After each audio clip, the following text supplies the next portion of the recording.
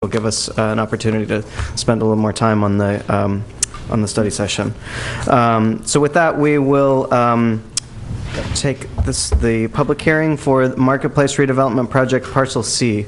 Can we have the staff report, please?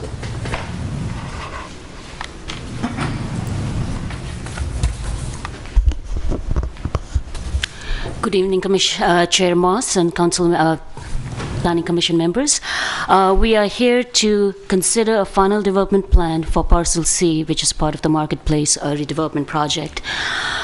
This is an outline of the staff presentation. I'll give you a little bit of a background, followed by the project proposal and the modifications that they've made from the past study sessions. We'll talk a little bit about the transportation assessment study that was done for this project, and then design analysis will be done by our staff architect, Arnold Marmarella. I'll show you some photo simulations, and then I'll walk you through the conformity of general plan and consistency with the PUD, the findings that you need to make in order to approve this proposal, briefly about the environmental review, and then my recommendation. So we are looking at this Marketplace FTB as the build-out. We're only talking about Parcel C, which is circled in blue. Now, the Commission has had a couple of study sessions on Parcel C, and this had always been linked with the realignment of Shellmount Street. The proposal for you today is approval of Parcel C only. The Shellmount realignment, as well as construction of other streets, 62nd and 63rd and Market Drive, will come forward in August along with the tentative map. The tentative map kind of reconfigures the existing parcels for the marketplace into the parcels that you see in terms of A, B, C, D, and E, and F. And that also includes all the street realignments and construction of new streets. And the reason we've pulled the Shellmount Street out of the Parcel C is that the tentative map requires a lot of details regarding, among other things, underground utilities, and that level of information is not there for the Public Works Director to be in a position to make a recommendation for approval of the realignment of the street, and that is why the Shellmount realignment has been taken away from this FDP. So what you're looking at is basically the building only, and all the streets surrounding it will come before you in August of 27th. So that's when issues regarding access easements, the width of the streets, the sidewalk widths, all those details will come at that time. So the current proposal is for a 30,000 square foot grocery store and 66 residential units wrapped around it. And the breakdown of the unit mix is in front of you. Just to note that among the 33 two-bedroom units, that 13 of them are townhouses, and 2 of the 5 three-bedroom unit are also townhouses. So this is the basic rendering. As you can see, it's not changed substantially from the last study session, and we'll go more into the details with that. So what has changed? The unit count and mix has been revised so that the count of 2 and 3 bedrooms has been increased to 57.6%. The curved facade has been reinstated, and then the parking and the loading access door are revised to match the overall openings and window character. Locations of vehicle and bicycle parking for residents and customers have been clarified. The southwest corner has been revised to include a townhouse instead of a commercial or the building amenity, and the massing has changed from stucco to brick. There were a number of staff recommendations regarding design at the last study session, and those have been incorporated, and you'll hear more about that from Arnold. There was a reference to an acoustical report at the last study session, which has now been submitted, and that report included that if a certain type of rated windows were used, that would help to mitigate the delivery truck noise for the residents in building C as well as in building D. So going through the ground floor plan, so the things in red are the ones that have changed. So this is where the facade has changed. So the entry has moved, and this is the southwest corner, which is now a townhouse unit. The townhouses are aligned along Market Drive and 63rd. This has not changed. As you go on the second floor, you see the second level of the townhouses and the grocery store, which is open to above. On the third floor, you have, that's where the units begin, and you have parking. The third floor plan is where the shoppers of the grocery store will be parking. There is here bike parking for the shoppers. Going up to the fourth plan, more commercial parking, and here in 2 locations you will have employee bike spaces. And as you will note, this is next to the elevator, and this is next to the stairs. On the fifth, the last 2 levels, you have residential parking, and all these, the B are the bicycle parkings. And bicycle parkings are basically 166. 86 of them are in a secure facility, and the remaining 80 are at the ground floor, along with the parking. And this is the roof floor plan, which will accommodate additional residential parking and will also accommodate the amenities for the residents, which they have revised further, but the basic plan has remained unchanged. There is bocce ball court, some planters for vegetable gardens, barbecue areas, and seating arrangements. As before, the construction of this building will occur in 2 phases. First, the grocery store will be built, and then it will be followed by the residential that wraps around it. So in the meantime, this would be used as a temporary parking lot. And this would be the elevation during the phase 1. And during the interim period, they are proposing a mural scrim. They do not, at this point, have a mural script to present to you, but this will be coming to you. It's become a condition of approval. This mural will come to you I believe it's slated for the July Planning Commission hearing, and that is the time when you will be approving the script. And the condition of approval states that the building permit for the grocery store will not be issued till the mural has been approved by the Planning Commission. All right. On that prior elevation, will those spaces be showing through temporarily, or will it be a solid wall? This will be a solid wall, and these... Because that elevation showed slots. Yeah. So this is the circulation plan. What you see, not too much has changed, just a few things clarified in terms of where loading will occur. And to make sense of all this, this was analyzed by Fair and Pierce, and Catherine is here to answer any questions that you may have. And she looked at that and had a number of recommendations. And so let's go through what she looked at. First, she assessed the current trip generation and traffic volumes of the proposed project in terms of the overall PUD and PDP approval to see if the baseline conditions have substantially changed. Then she also looked at the overall marketplace site circulation, loading and parking at build-out, as well as during different phases of construction. And then in analyzing that, she has come with a number of recommendations which are included in the traffic report attached to your staff report. And the ones which pertain to other parcels, like parcels B, D, and A, they will be included in the FTPs that come before you for approval. The conditions regarding circulation and loading which pertain to parcel C have been included in the condition of approval that are attached to the staff report. And just to give you an idea of the kind of conditions that we are looking at, is one is pertaining to the discouraging large delivery trucks from using Christie Avenue, directing all exiting delivery trucks to 64th Street, establishing a mechanism to coordinate with delivery vehicle drivers to alert them of potential delays if there is a backup in the loading dock area, and adjusting delivery schedule as needed if conflicts occur. So the conditions kind of outline at different stages. A, they need to give us a plan, and then if something goes wrong, they have to develop a mechanism where any conflicts that occur have been rectified. Other things also include things like installing an LED parking available sign to indicate whether there is parking available in the garage or not, so that you don't have cars roaming around, circling within the garage looking for parking.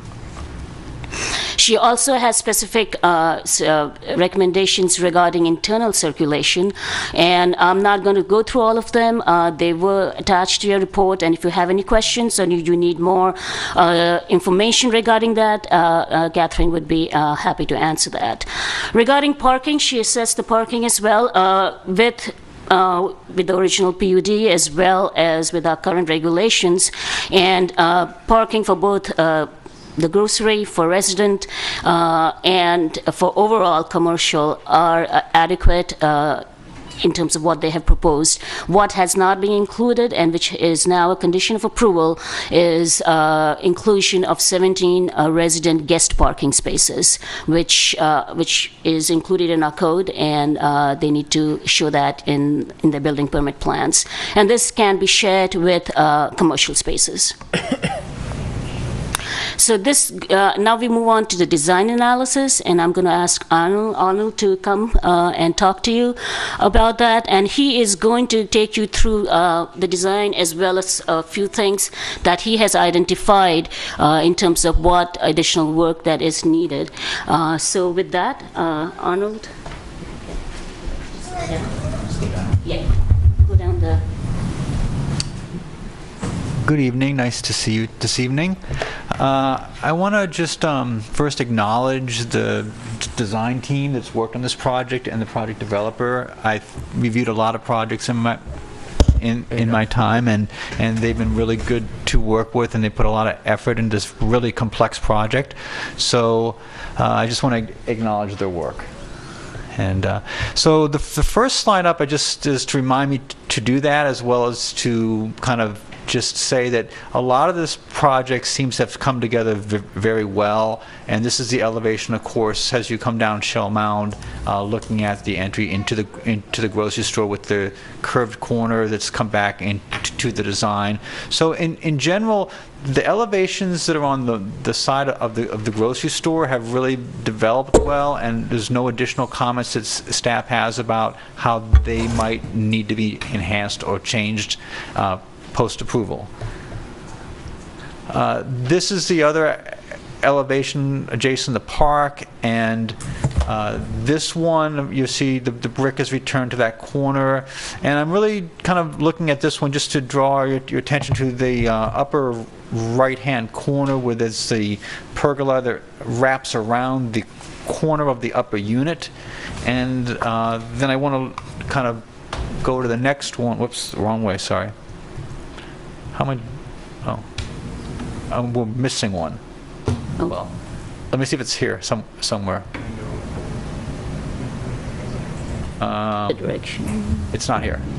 So the one I wanted to look at was the rendering that showed all of the units that line up on 63rd Street, and how that facade has a nice rhythm and a very nice massing to it, and is very ordered and well composed. But I wanted to draw your attention to two things on that drawing. I think that's AC303. And on that drawing, the two things I wanted to draw your attention to was the entries into the townhomes, and then the pergolas up at the top.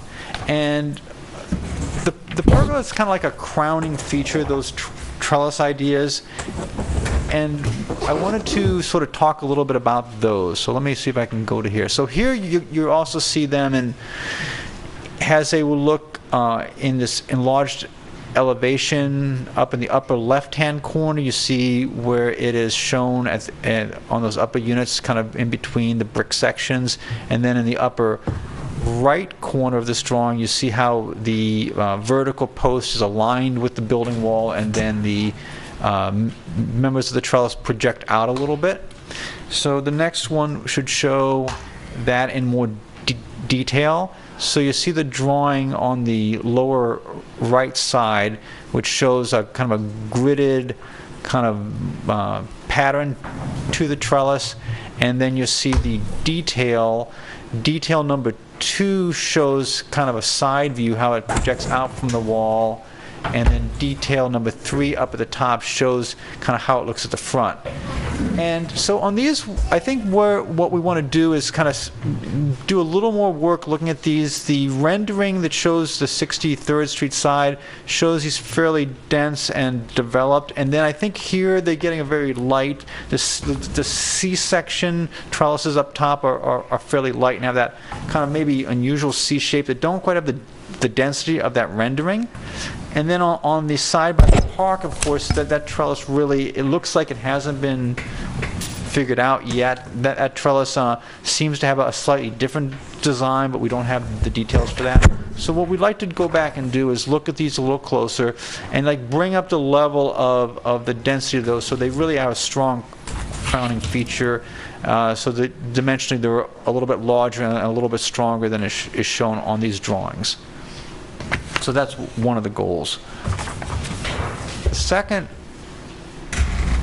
thing that we want to talk about is the entrances into the townhome units. And you can see by some of the elevations here, or little renderings, we have on the upper left and the lower right, there's some perspective showing the stoops, and they show some of the canopies too. And our general impression is that the stoops don't provide a strong enough transition area. We haven't had a landscape plan yet to show what's going in there, but the suggestion from the renderings is not really strong vertical landscape elements. The stoops are pretty low and open.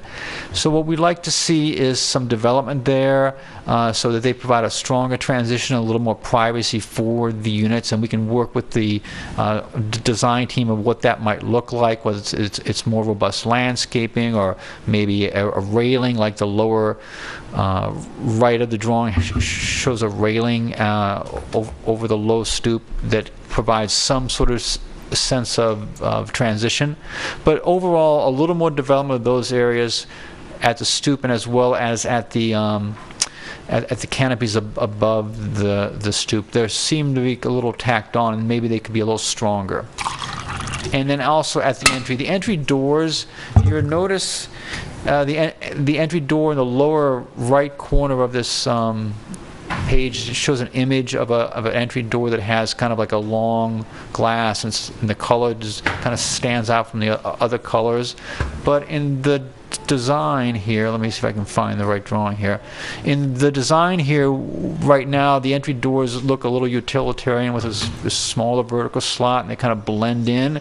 And they also they sort of don't quite fit in the grid yet, because the grid on the plan has like three segments of door and then two window segments, but here there's like 4 in the elevation, and the doors sort of kind of not quite fitting yet. So I think there could be a little more that we can do there to sort of make the entries to these units a lot stronger and a little more dynamic.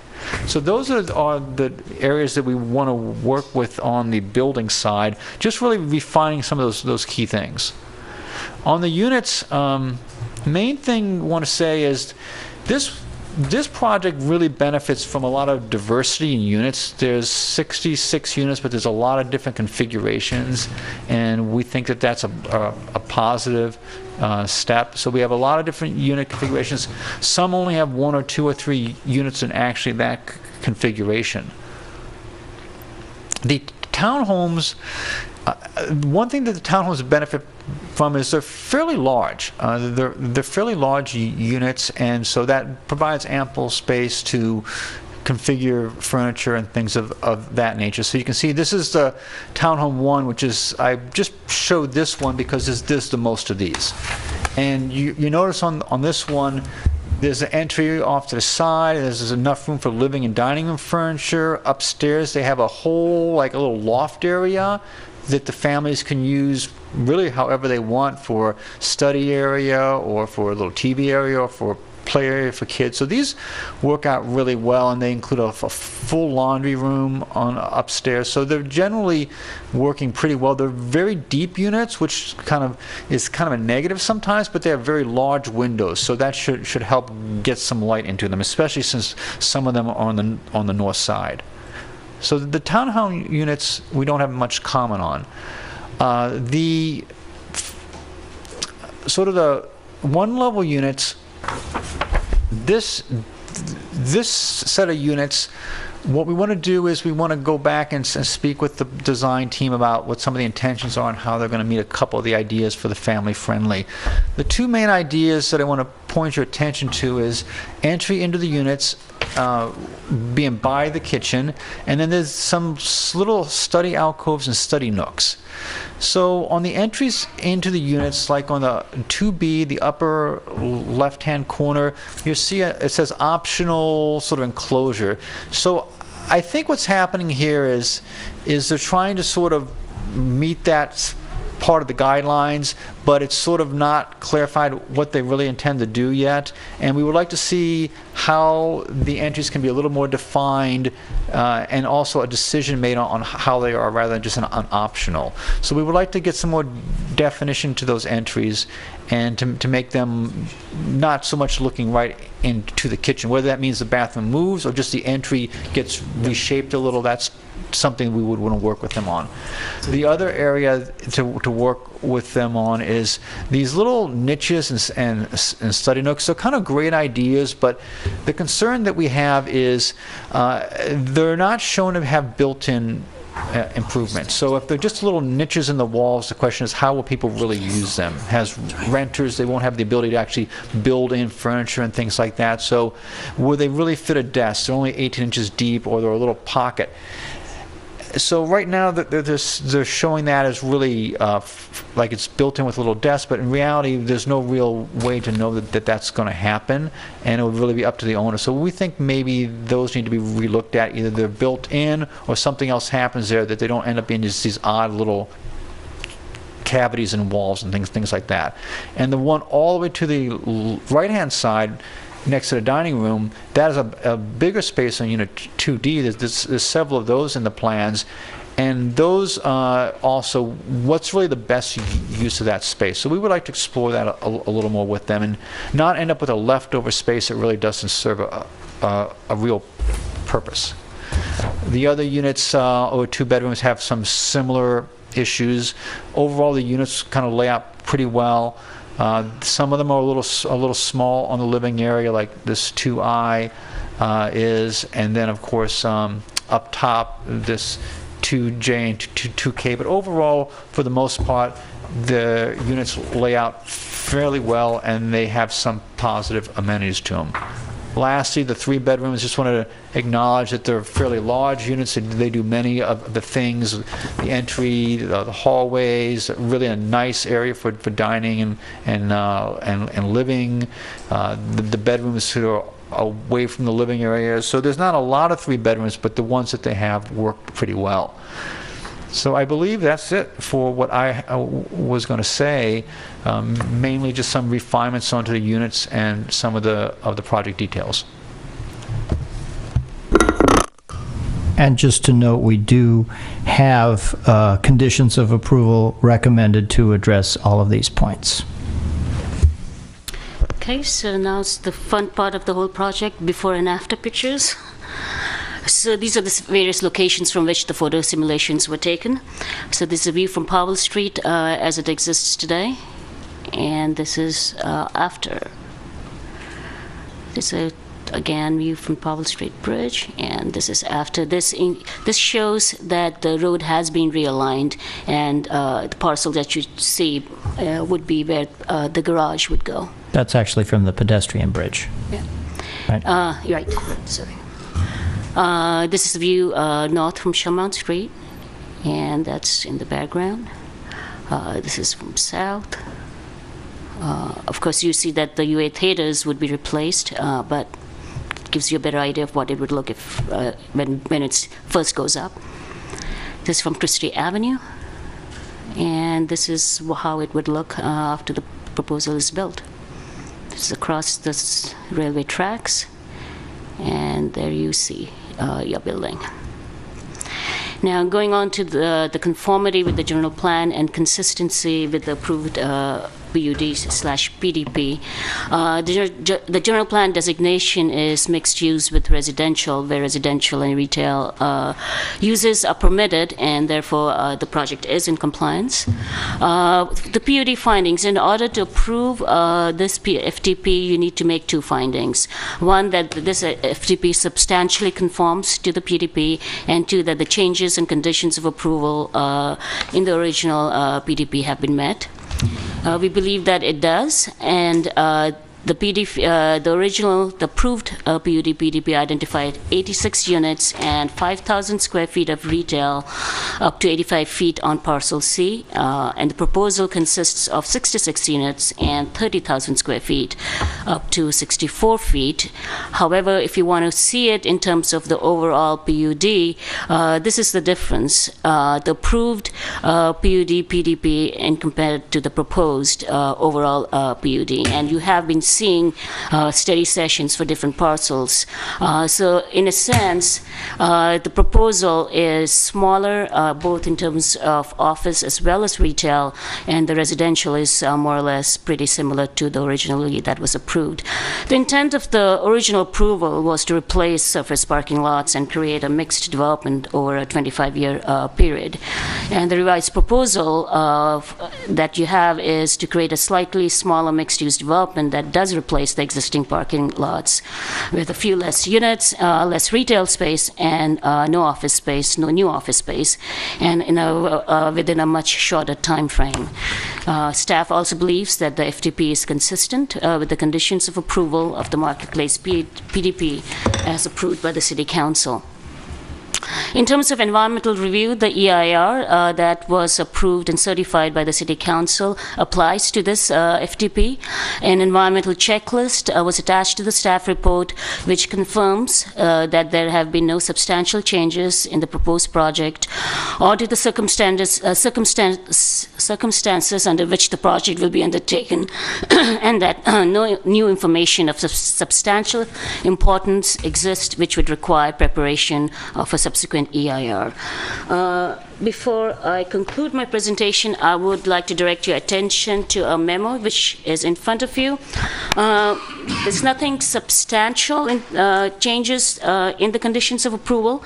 It's more, some of them are little edits, some of them are clarifying in terms of, what will occur before when. So if you have questions, I will be happy to answer. Also, it includes some fee charts. The applicant wanted to have separate fee charts for the grocery store.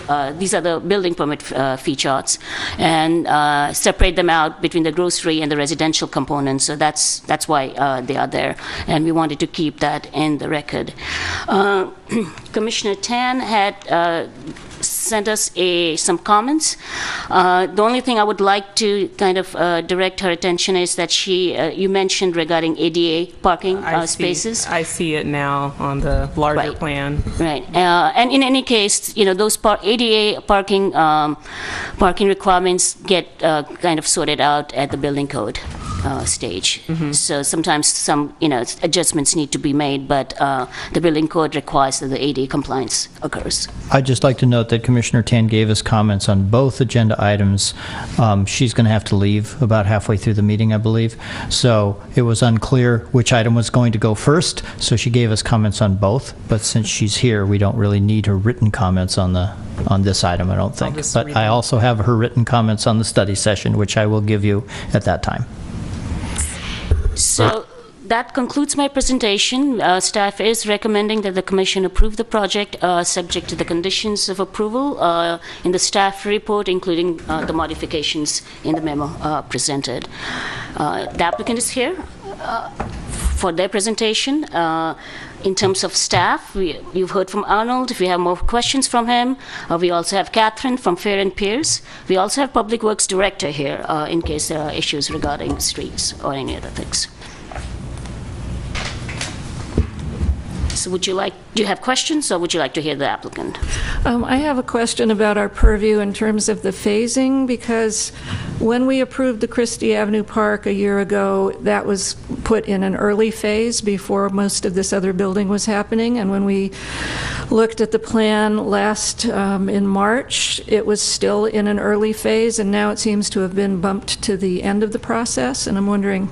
So in terms of phasing, as I mentioned, that and when it comes in, when the tentative map comes in August, the phasing will be dealt with at that time, and that is the time when you would have an opportunity to give comments.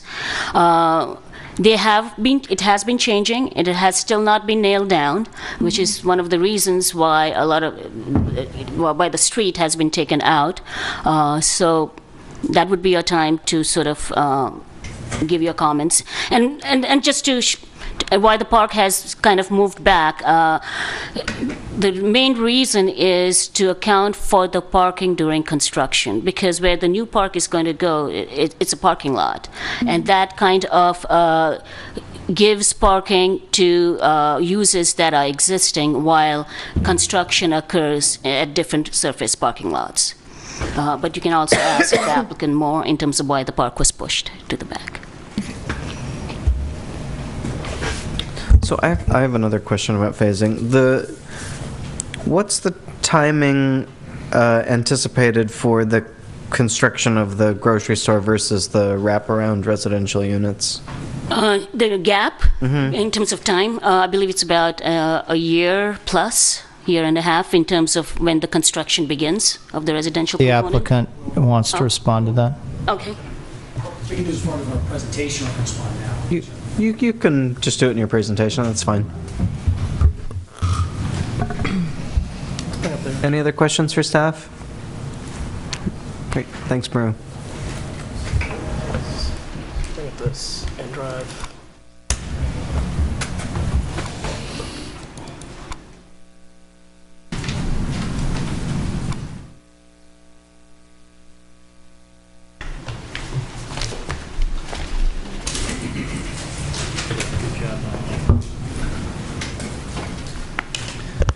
Good evening. My name is Mark Steffen. I'm with City Center Realty Partners, the developer of Public Marketplace. And first of all, I'd like to thank the commission and staff for working with us on this project over the last couple of years. It's been a positive process, and I think it's helped us to create a better project. We heard from Maru and Arnold to give you a overview of the changes we've made in response to your comments. We are now going to go into a little more detail and show you how we've responded, and we think we've met your concerns. Before we get into that, there were a few questions that were brought up by the commission I'd like to address. First of all, with regard to the timing of the park, where the park is right now, there's maybe somewhere around 50 parking spaces. And what we need to do is get the grocery store and the parking built above the grocery store, and that'll provide us with 300 spaces. And once we get that built, then the park will get constructed. But the planning right now is to have the park finished prior to the TCO for the grocery store or any of the residential. So the plan is that the grocery store would start construction in probably March of next year, which is about how long it's going to take us to get the plans done and get a permit. So as soon as we get the plans done and a permit, we're going to start. That construction will take about a year. And once that construction is done for just the shell and core, we can utilize the parking, and then we would start the park. And so the park is going to take 6 to 7 months to do. So the park would be finished before the grocery store opens for business, and it would be finished before any of the TCOs are issued for any of the multifamily. But parking, that's the reason, just to accommodate the parking.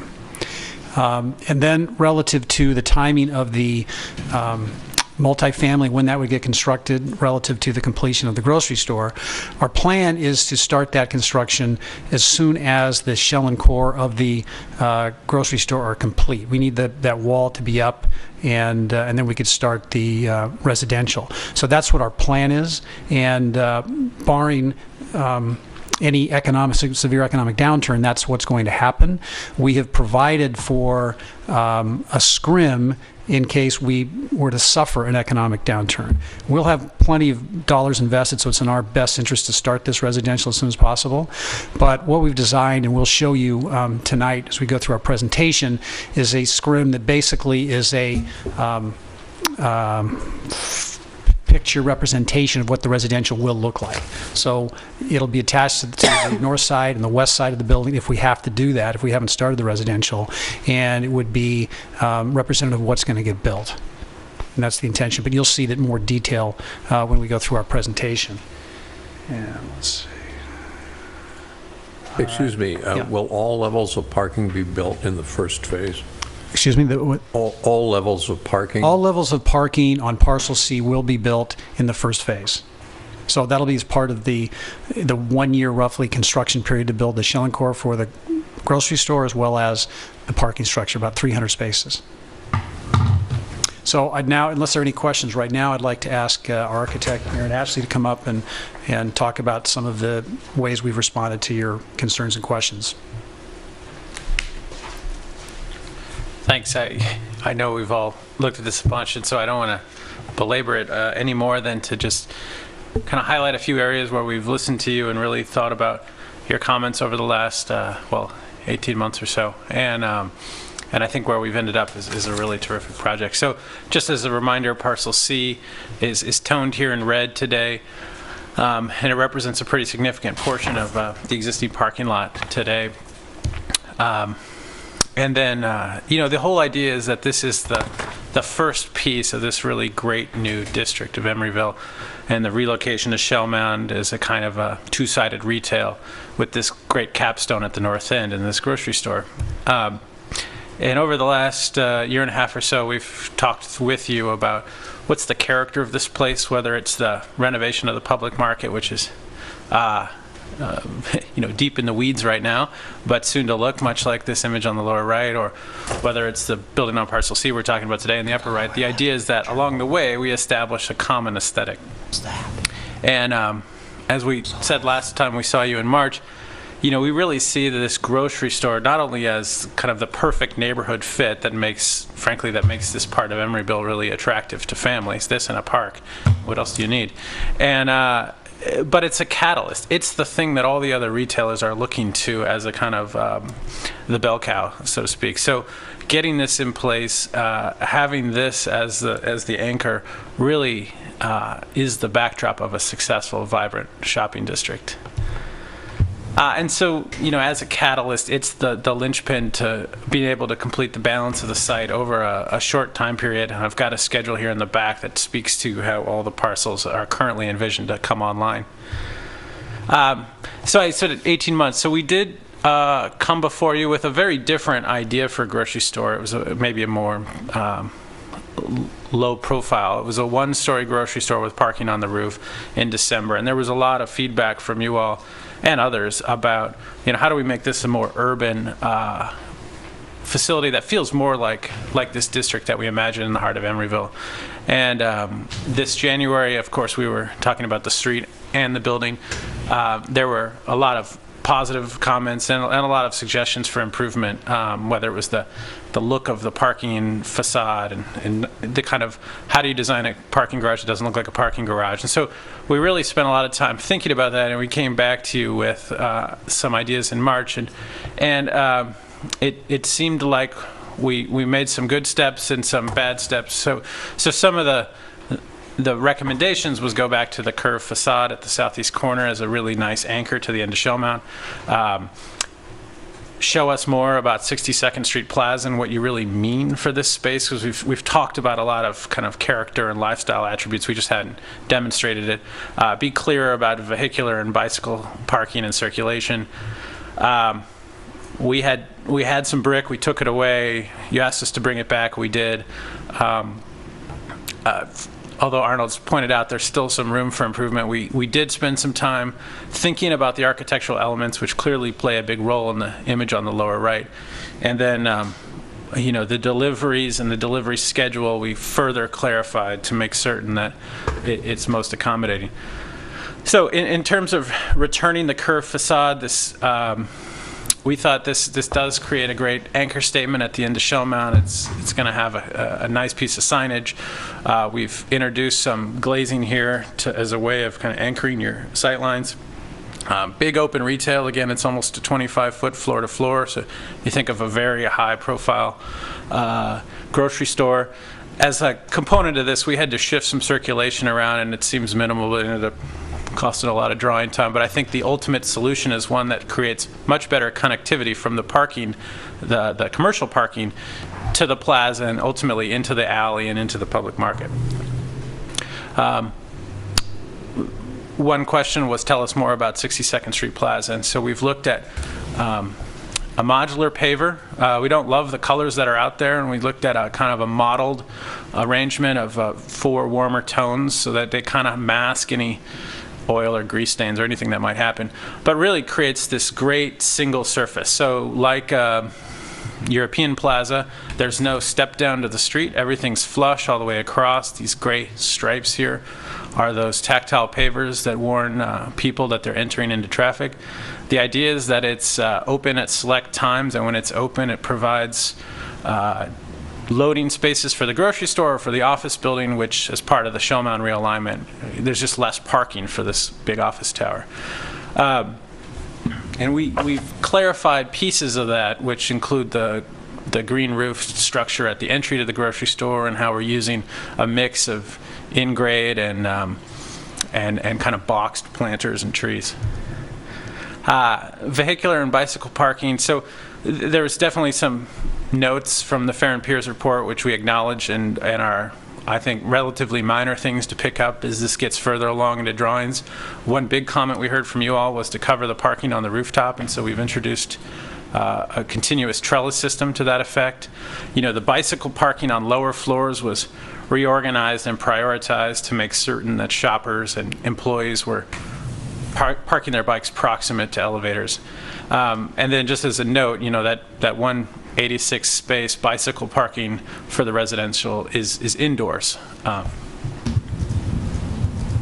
As Arnold pointed out, we went back to brick here, and after testing the waters of retail, realized that a stronger solution for the project was to allow the grocery store to stand alone as the anchor at the end of the alley, and to convert this corner to townhouses. And it creates an opportunity for a couple of great family-friendly townhouses right off the park.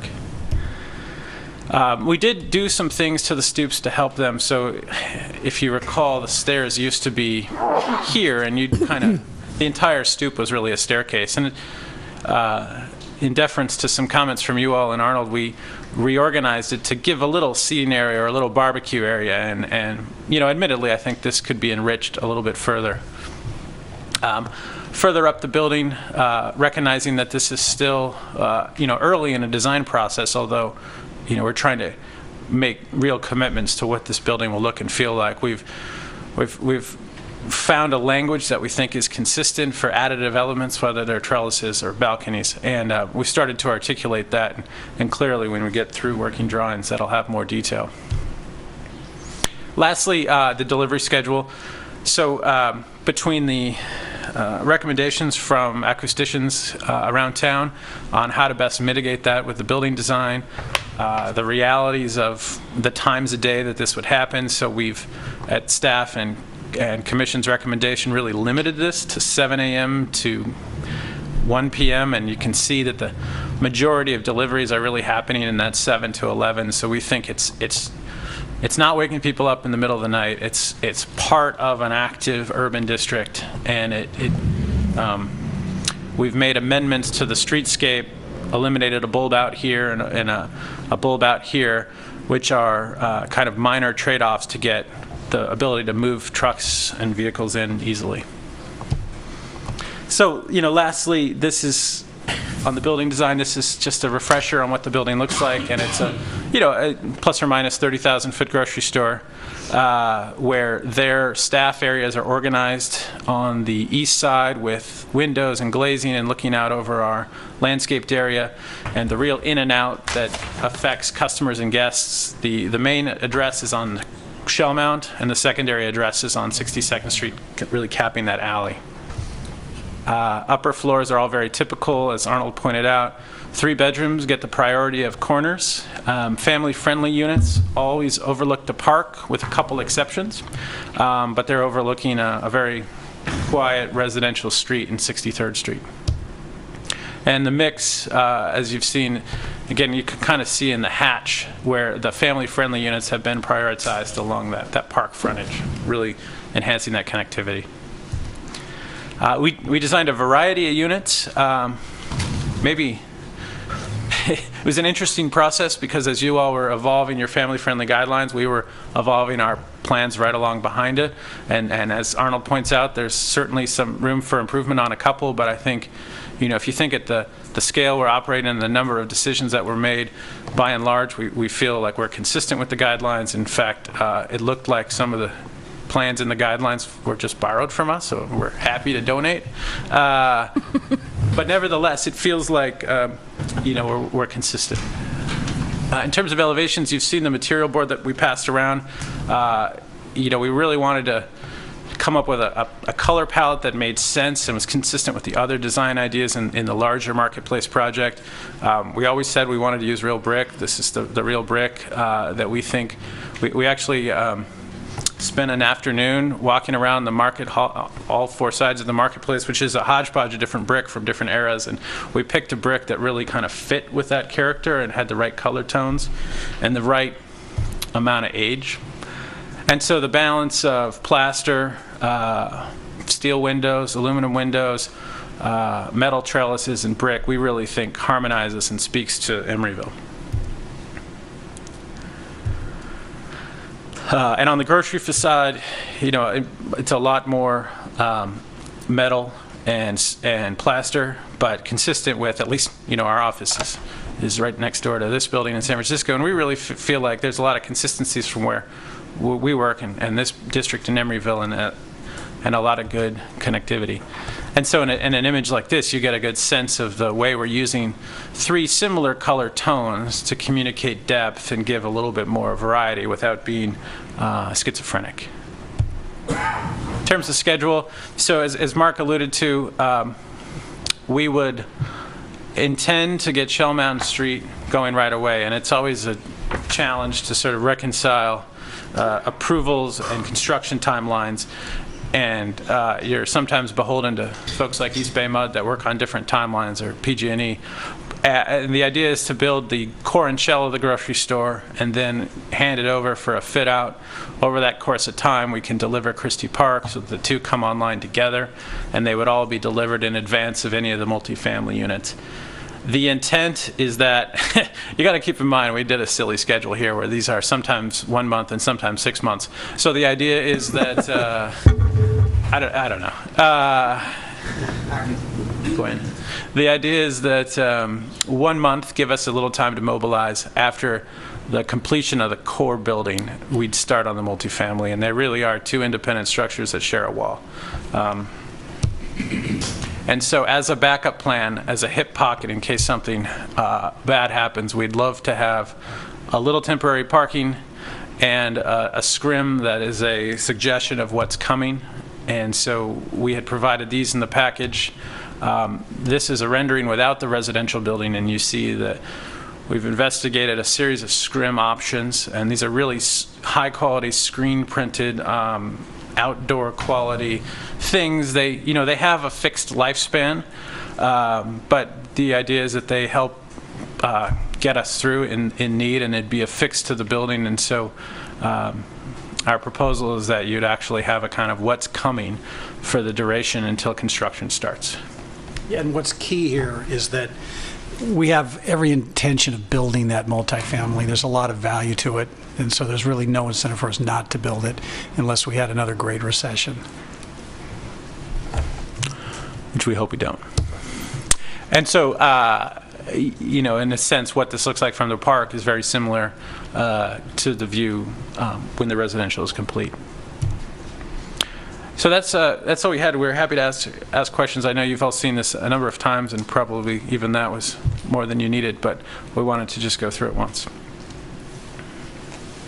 I noticed you do have openings in the parking structure wall. Yeah. That's, You'll have to fill them in when you build the building, though, won't you? When you build the apartments? No, those, well, yeah. If the residential lags, it would be nice to have openings, and they'd be masked by the scrim, of course, but to get some airflow. The reality is that if it's in fact right on the heels, you'd do the wall solid and use it for shear and allow yourself the flexibility. But you can certainly always infill those openings with block.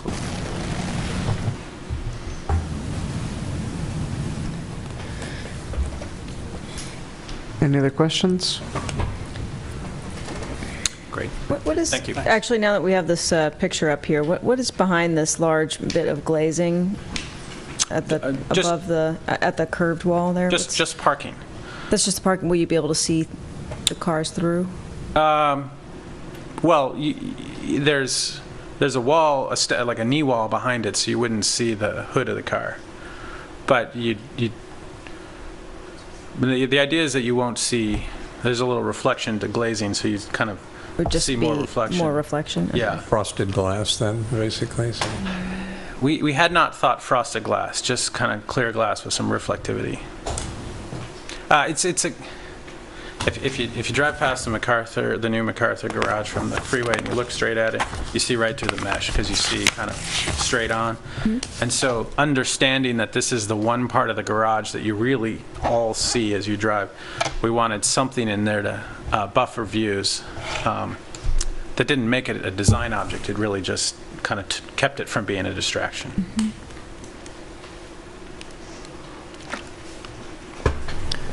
Maybe I missed it.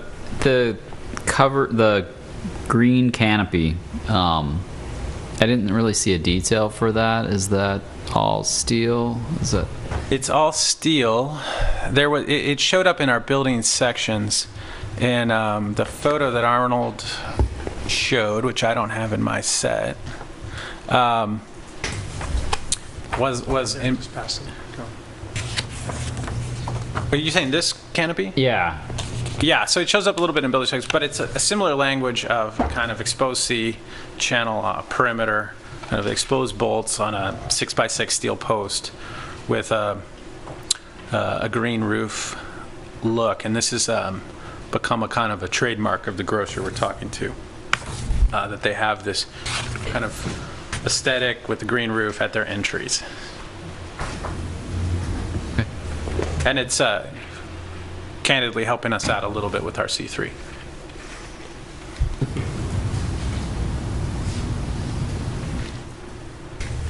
Any other questions? Great, thank you. Wait, to be clear, I'm just, so the glazing for that space we're just talking about, would be of a color or something so you would not see the cars? Is that? I don't know if we want to see a bunch of cars as the main. I think the intention, though, is that it's not going to be shade on it or a film on it. It would be clear glass, but because the cars are set back from the front, because you have the knee wall and the way the light works, there's sort of natural reflectivity off of that. You're not going to see in. It'll be.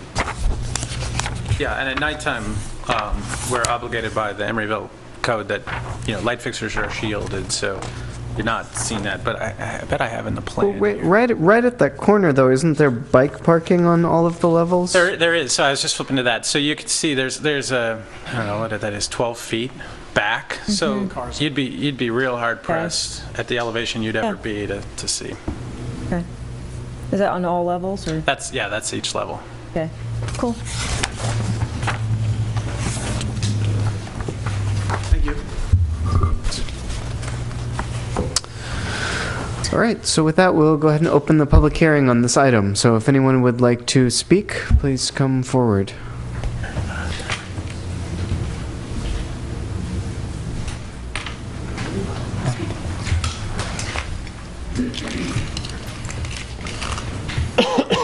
Good evening, Commissioners. My name is Rod Henme. I'm an architect resident that lives on Christie Avenue, almost across the street. I'm pleased by what I consider to be improvements in the project from the earlier phases, and I am in support of the project. The comment on the glass at the corner, since you brought it up, I would suggest that it should be translucent, because my concern would not be seeing cars or bikes, but be seeing the lights on the ceiling, unless those are high quality lights that one usually in parking garages, the lights are not such high quality. So that would be my concern about that. But my biggest concern is about the phasing of the housing. And I would suggest that perhaps a condition of approval could be put in that the housing be started within a time period unless there is some kind of economic downturn. So maybe the economic downturn could be even defined, such as market rate, some kind of term that would be defined, because right now to me it sounds very vague, and I'm a little concerned when I see drawings that show openings in a garage, that if they're saying that it's going to be started right away, why would the openings even be considered, and aspects like that. So I would hope there could be some kind of term that would be provided such that it would be a requirement to actually build the housing within a certain time period. Thank you.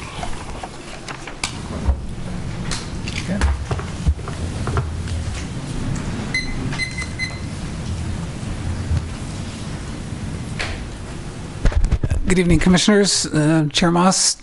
Stephen Keller, Pacific Park Plaza resident, and I was going to give you guys a break and not come up and speak tonight, but I wanted to speak to a couple of things. One more directly to Chair Moss, because I know he's very passionate about the entrance of the townhouses from the garage, and I'd like to ask that you don't predicate your approval or disapproval of the project on that one thing. There are only 15 townhouses that would be entering through the garage.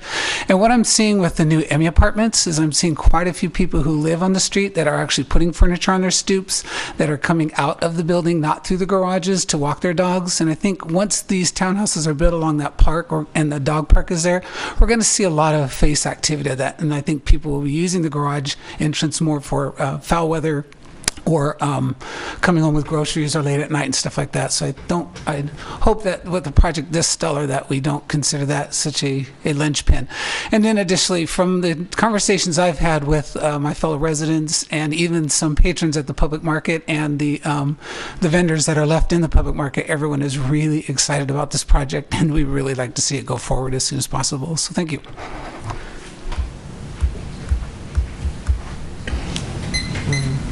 Maybe. Hello, my name is Crystal Wu. I live on Christie and 64th. I was wondering if the commissioners have done studies on public transportation, because I noticed there's already thousands of rental units within the same block, and with more people moving into the area. Currently, the Transbay buses, the J bus and the F bus are already overcrowded. There's not standing room, during commuter hours, and it's kind of dangerous for residents to go across the Bay Bridge, on a stop-and-go traffic in the morning. So I don't know if, in conjunction with these projects, like the city has done study on public transportation. So, just a question. I neglected to mention this earlier, but we'd like to request each speaker to sign in on the clipboard over there after you've spoken. So if all the people who spoke at some point could go over and sign the sign-in sheet, we'd appreciate it. Would staff care to address the question about what? Public transportation? From the speaker, I mean, how that sort of might tie into the traffic study and maybe the public transportation amenities that have been provided. You're prepared to give a response. Well, I'm happy about this. Well, not this particular building, but certainly the buildings that will be coming later in the project along Shellmount Street will be providing improved bus stop amenities, especially at the transit center. There will be a bus stop that will be the west side of the transit center that will connect via pedestrian bridge over the railroad to the Amtrak station. I don't know that this project really can do much about the overcrowding on the Transbay buses. I hadn't heard that that was an issue before, frankly. We could ask our consultant from Fair and Piers to address that if you wish. I think that's all right. Unless Anything to say about you that? want to. Good evening, Commissioners. I'm Catherine Tellez with Fair and Piers, and we did come up with some estimates of how many trips would occur by transit from Parcel C as well as the rest of the redevelopment area. The project would also be paying into the Emery go-round system through the property tax system, but beyond that, sort of the overcrowding on AC Transit and other transit lines is beyond the scope of any one individual development project. So fortunately, I don't have much more to add other than what Charlie had already said. Great. Thank you. I do have a question, Catherine. It's about the circulation in the garage with the residents living on the top and the commercial living underneath. Do you see conflicts with the way that works? Actually, I think that's a benefit to the residents because this way they have their reserved parking. Trying to have the resident parking before the commercial parking, everybody who's going to the grocery store would have to drive past the resident parking spaces and then could potentially park in a space where they shouldn't. This way, the resident areas can be gated off to keep other folks out that shouldn't be parking there.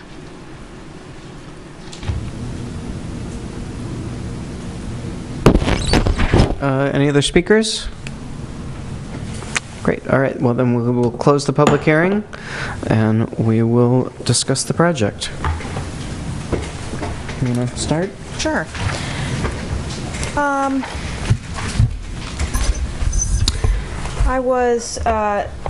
very happy to see the improvements that have occurred with the project, and I too have seen a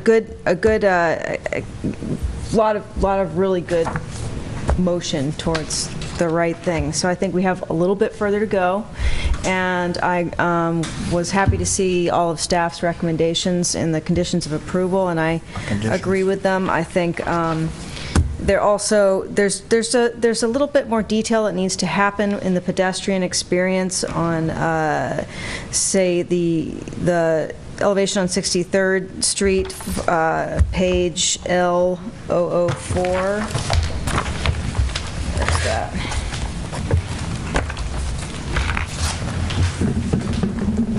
Oh, I gotta get my glasses out. It's a small one. There's some windows, and maybe this could be addressed, or I could just mention there's some windows that look to be maybe at starting at about 7 feet on that tall. So there's basically these blank walls on there, as well as on the elevation at the top of the page. There just needs to be some more thought in that area in terms of the pedestrian experience, as well as staff mentioned, and our consultant, oh great, thanks Charlie. Yeah. Find it. The front stoops could use more greening. Actually, I think there's room for that, and room for a little bit better thought with the front entrance and the overhangs as well. That's just sort of like really keeping the pedestrians' experience in mind for this entire area is paramount, and I think that is just a little more detail there. Yeah, that was it. So.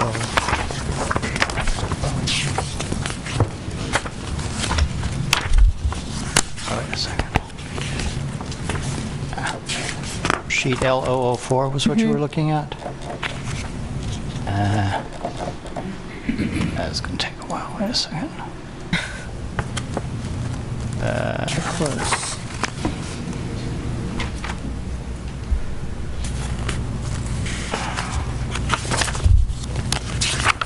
No?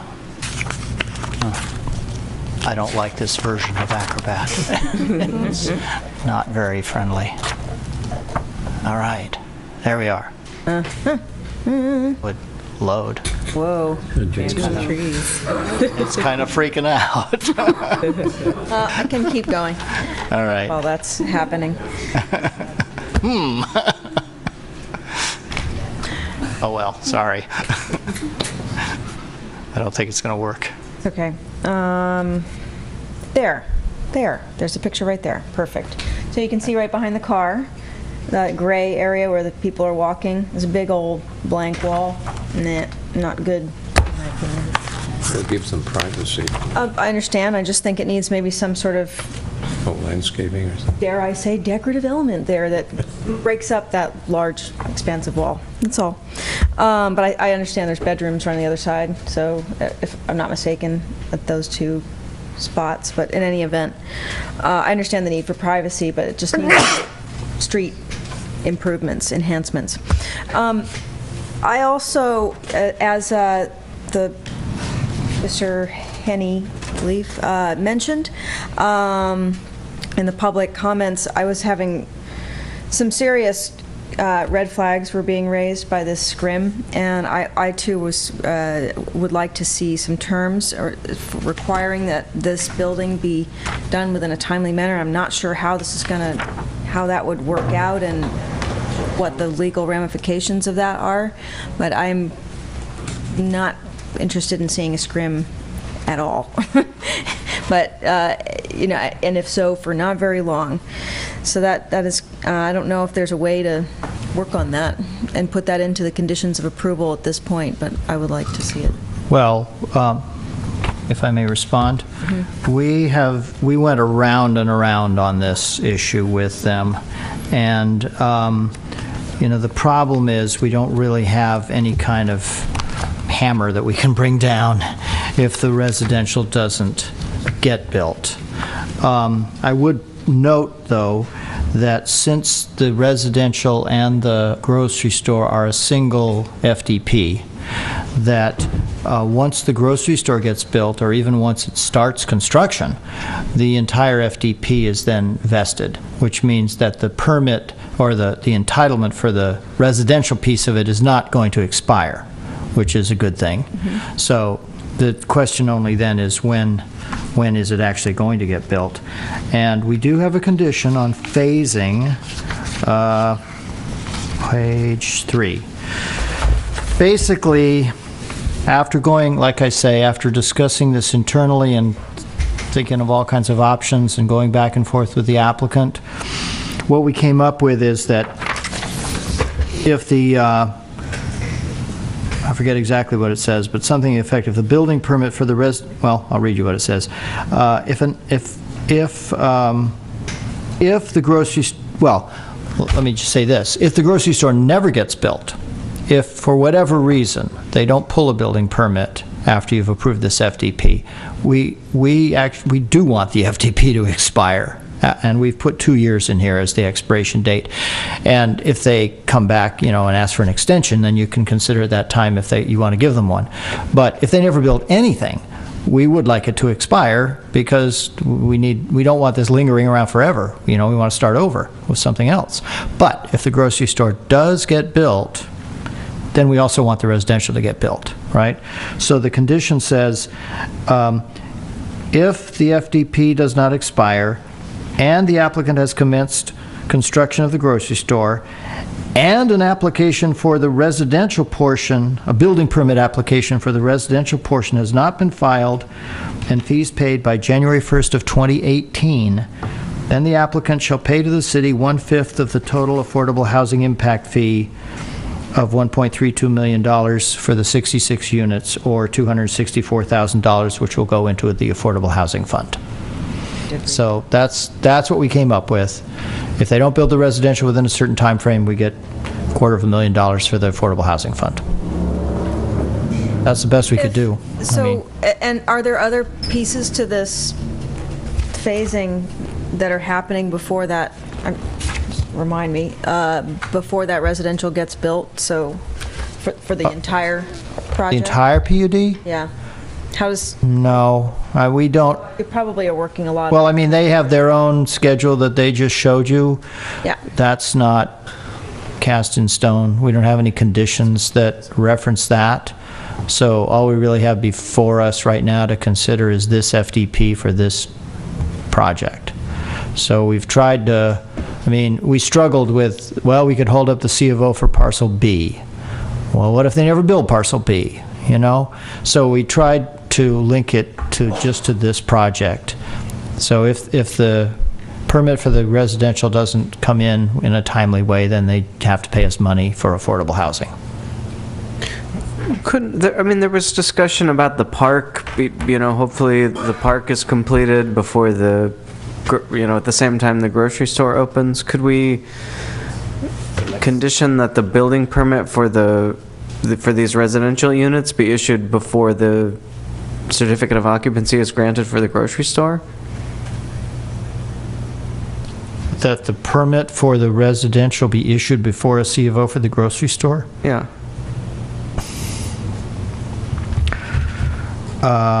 I suppose you could say that a C of O for the grocery store would not be granted until the building permit for the residential was submitted? But or then, issued? And if they weren't going to go ahead and build it, then would they finish the grocery store? Well, I mean, you know, Well, you're you going to could invest a lot in repair plans. You might want to hear the applicant's response to that condition, but I think you could probably do that.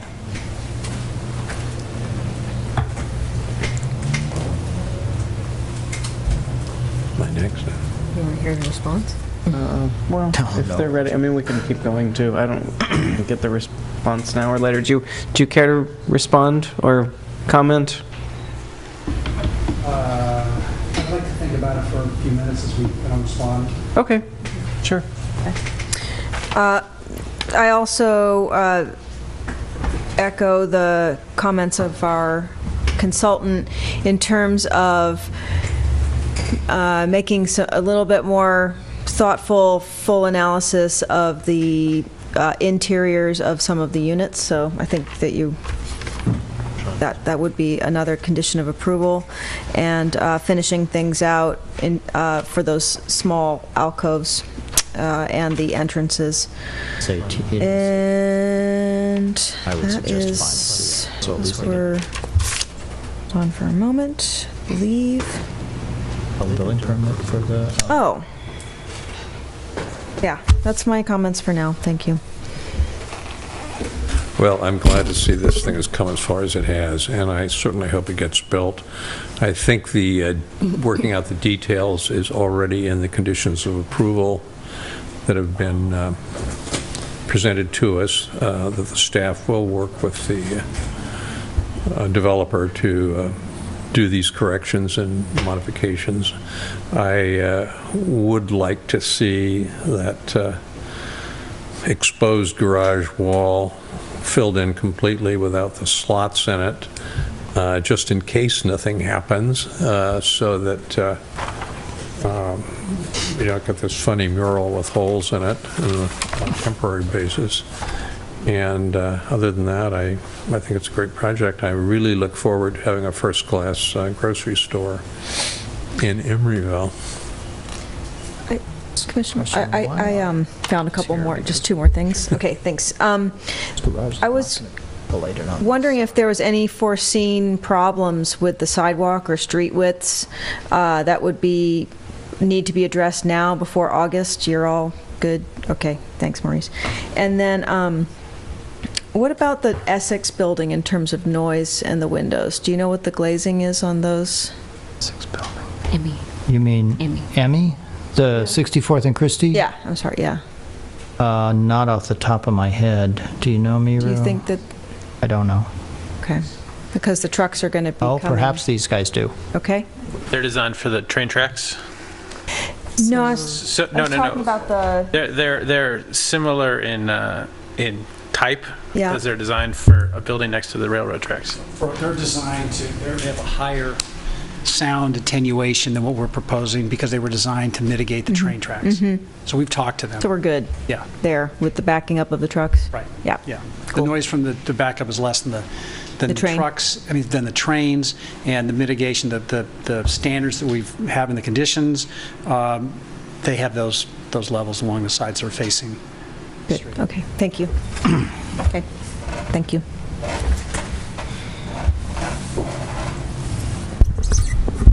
I think that you've come a long way too. I'm really glad to see the number of family-friendly units as high as it is, and that the design has improved.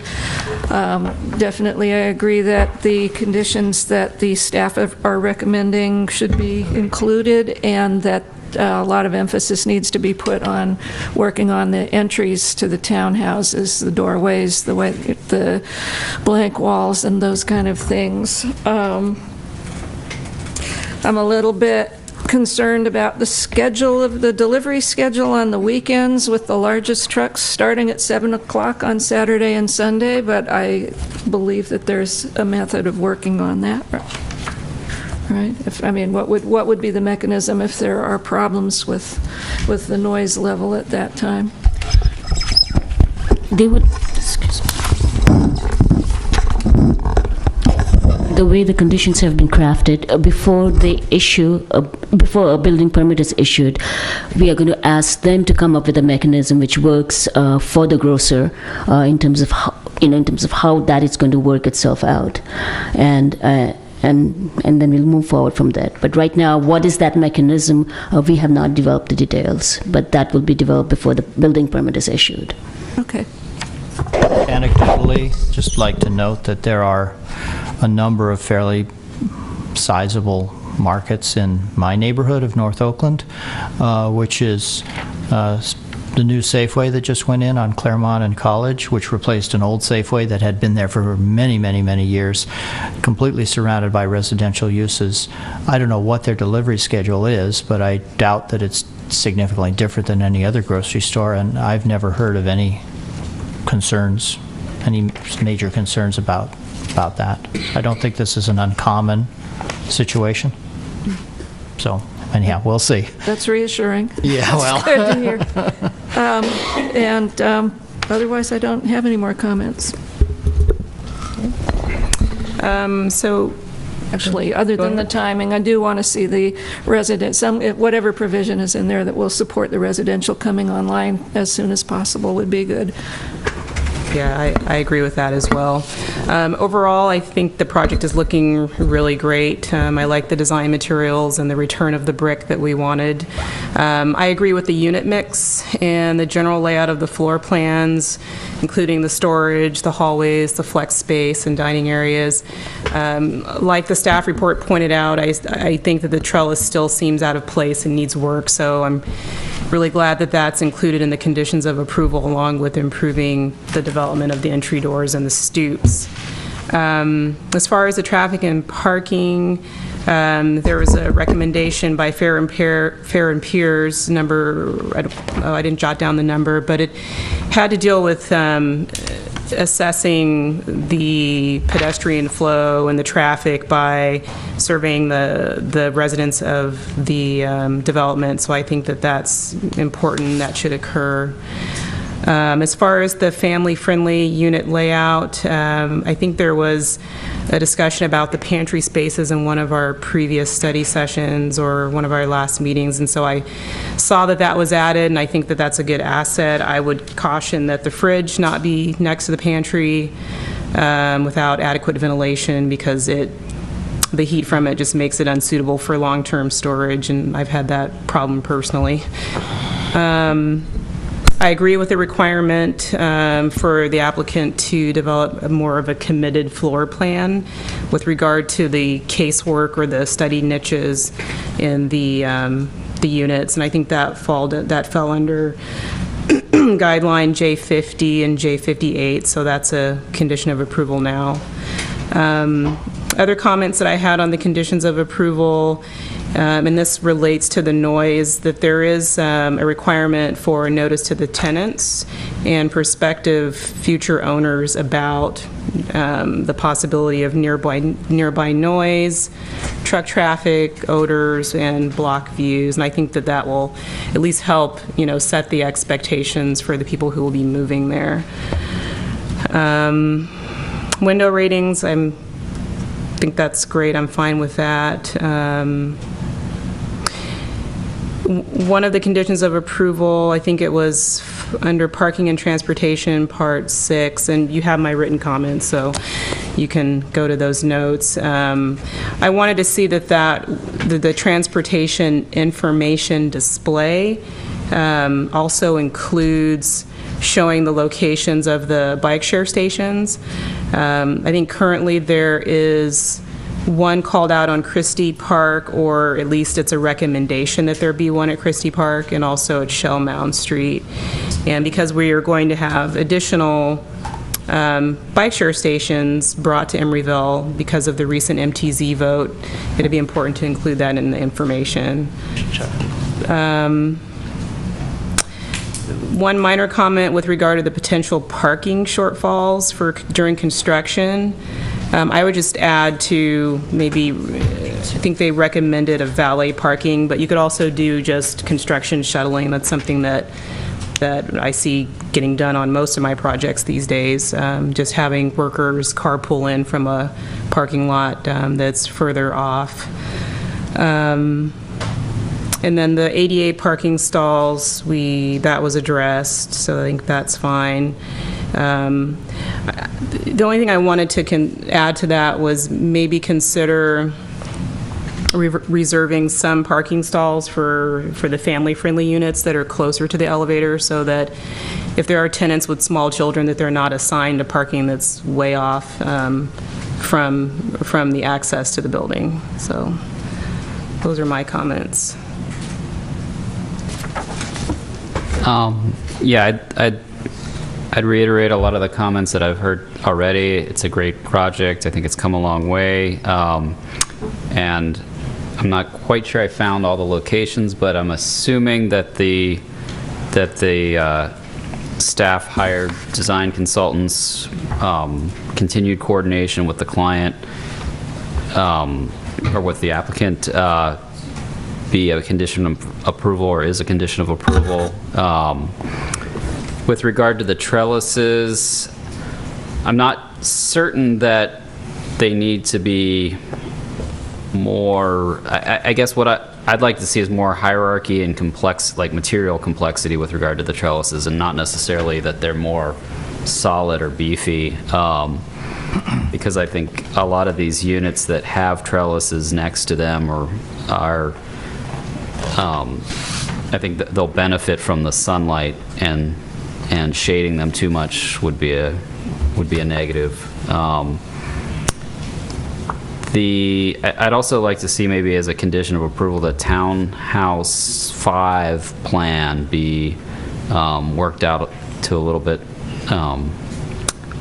more than it is right now. It's an odd one. I think it only shows up once, but it looks like it was just kind of squeezed in a little corner there, and could use some work.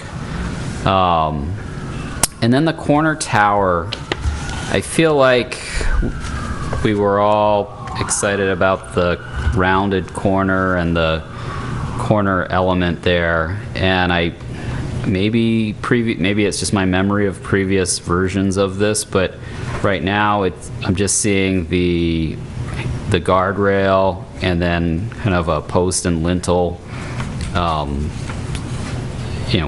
element over that area, and that's it. And I think with the trellises at the parking up there, it's going to distract from that even more. And so I'd love to see that element taller and somehow a little bit more substantial.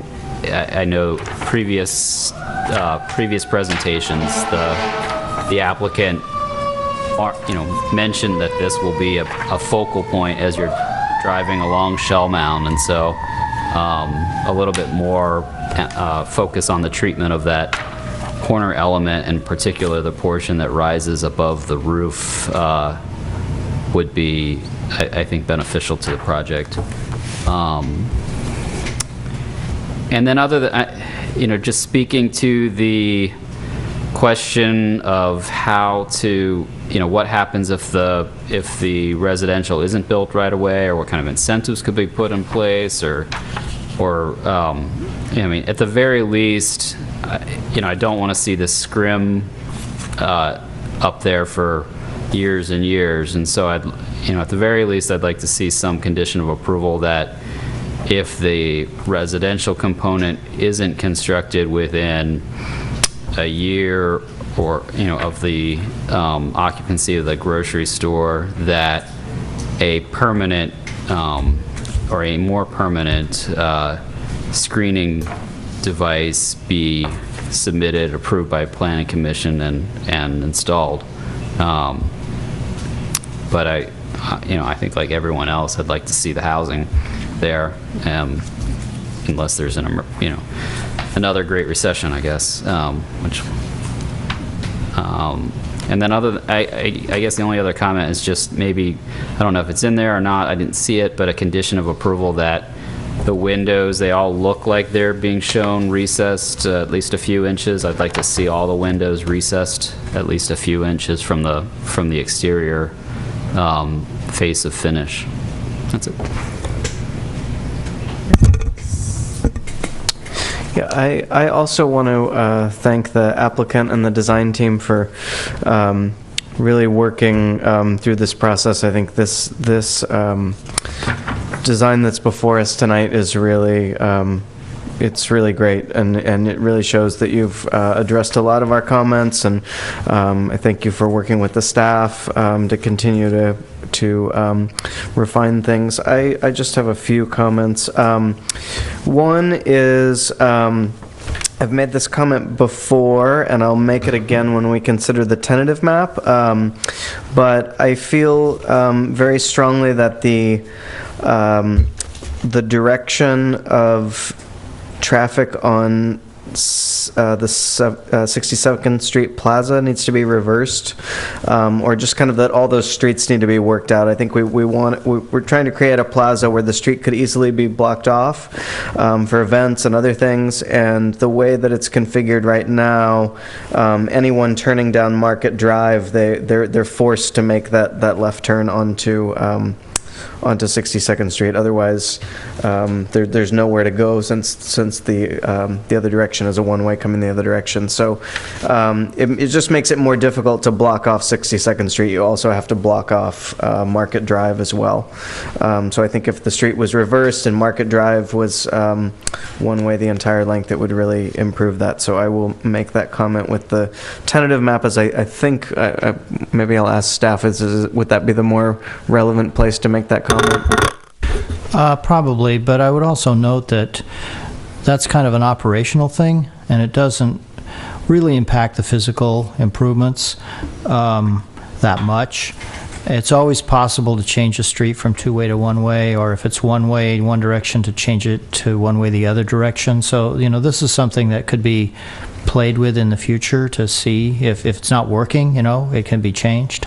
Except that the curved end of 62nd Street makes it so that you really, you're kind of forced to turn right then onto Shell Mound, so it kind of interrupts, reversing the traffic the other way. Well, in response to your original question, I'd say, yeah, the tentative map is probably the place to address this. Okay, thanks.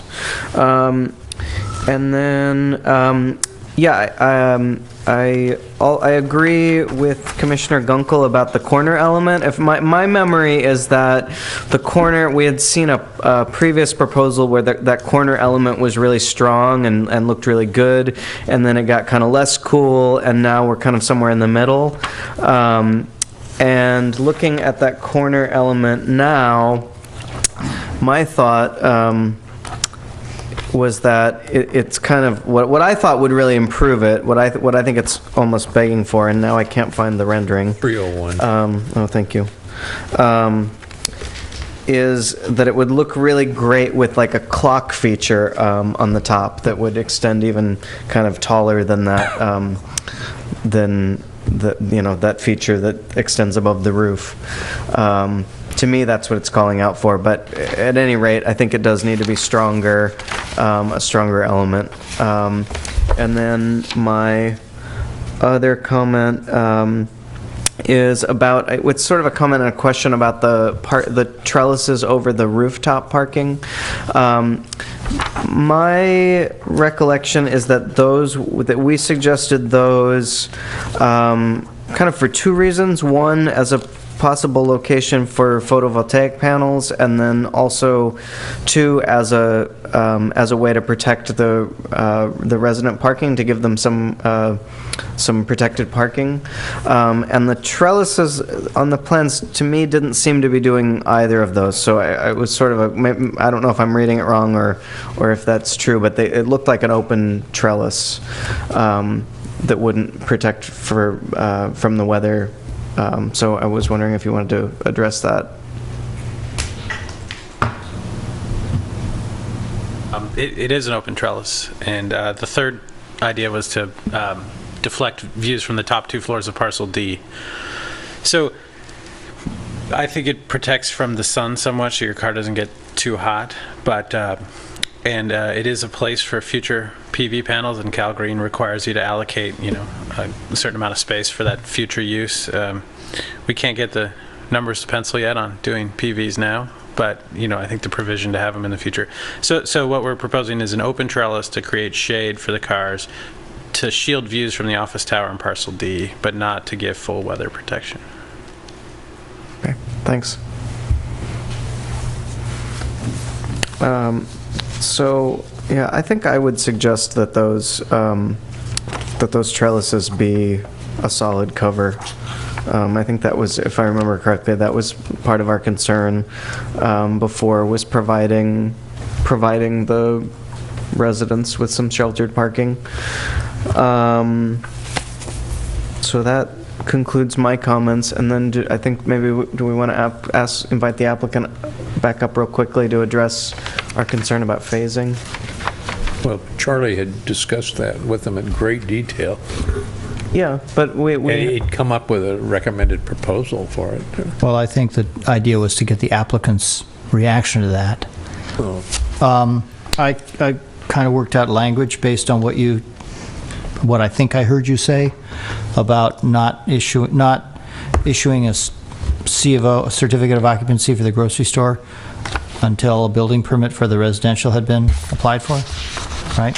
So we could replace the language that's in condition 1G1 about halfway down where it starts, if one, this final development plan does not expire, etc. So starting there, just delete that whole rest of that paragraph and replace it with a final certificate of occupancy for the grocery store shall not be issued unless an application for a building permit for the residential portion has been filed and fees have been paid.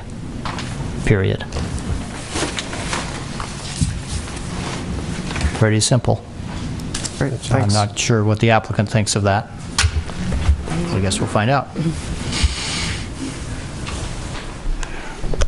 Well, the problem with that is that it's the unknown of the economy. We have to remember this grocery store is an amenity for the community, and we need to make the economics work so that the grocer will come along. They know that they'll get their TCO. The fees that you're talking about, Charlie, and the architectural costs to get to that point are about $3.5 million. And so there's the uncertainty there of, we want to build this and we have a lot of money invested in the land, but it's a pretty steep penalty if the economy turns down and we're delayed to have to come up with $3.5 million, and which is a sizable amount of money relative to the cost of the overall grocery store. And so I think that a more reasonable solution is what Commissioner Moss recommended, that if we don't start construction within a year's time, that we come up with a permanent solution that is approved by staff. What do you mean by market turndown? Can you I mean quantify economic, that? I mean a recession. That's Because what I what mean. happens Can you is quantify that further? Well, I mean, it would have to be, when the economy turns down, it's difficult to get financing. It's and that's really the issue. And so, and you're also committing to spend a sizable amount of money to build it out. So economic downturn would be, technically it's when GMP goes down for 3 quarters. And it doesn't have to be as severe as the Great Recession to get financial partners nervous about not starting construction if we go into a downturn. And so if you go into a downturn and then you say you're going to also get hit, not only is it the downturn, but you're going to hit with $3 million of fees, they're going to have second thoughts about, do we want to get involved in this?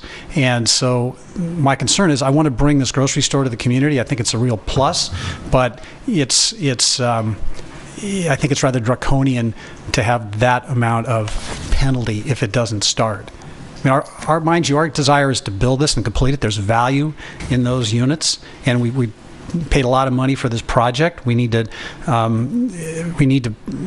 make a development that works there. We want to make it work. And also, all those units will help support the grocery store, the rest of our restaurants. So there's every incentive for us to build this. There's really no incentive not to unless the economy turns down and the economics become difficult. So that's my response. I'm welcome to answer any questions, further questions about that. Thanks. Right, thanks. Well, I don't think that I would want to see the second phase tied to the grocery store's occupancy, because if the grocery store is ready to open, I think it needs to open. But, I mean, maybe the amount of affordable housing fees should be upped a little bit, or there should be some other... Well, that's probably negotiable. I mean, it says 1/5 of the total of what they would otherwise owe for an affordable housing fees. You could make it more than that.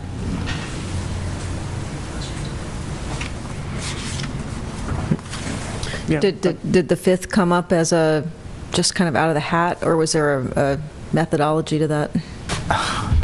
That was a product of negotiation with the applicant, shall we say. Well, I think it's so important to have this grocery store that we shouldn't sandbag it with a horrendous penalty fee. Well, it's only, I mean, the penalty would only be if the... Well, they're not going to go ahead and do it. If they won't even start if they know that's a potential. You know, they're willing to live with this condition, this 1/5 of the affordable housing fee, if a application for building permit for the residential isn't submitted by January 1st, 2018. Oh, I think that's a reasonable. Yeah, I think that's reasonable too. I mean, we could talk further about the amount of the affordable housing fee. Well, no, we'd have that in now, the conditions of approval, wouldn't we? Yeah, that's what I'm saying. I mean, that's what I'm suggesting. Yeah. Not later time, okay.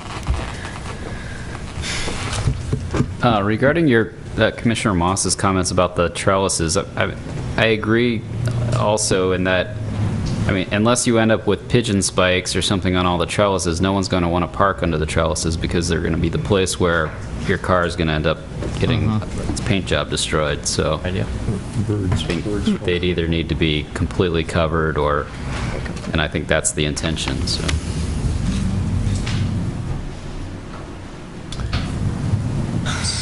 I don't know where to go with that. I'm not an economically savvy to start throwing around millions of dollars kind of numbers with like a quarter, a fifth. Well, I'm trying to remember what I'm inclined to try to make a motion. I'm trying to remember some of the other concerns that were raised about. Well, I think maybe one of the things, maybe one thing to do is they've suggested this scrim that has a representation of the future building on it, and I've seen those look really interesting for short periods of time when construction's going on. But maybe the condition should be that if it's not going up within a certain time frame, that they need to provide some permanent facade for that building, something other than a textile scrim, some kind of visually acceptable treatment that's going to be considered long-term. Yeah.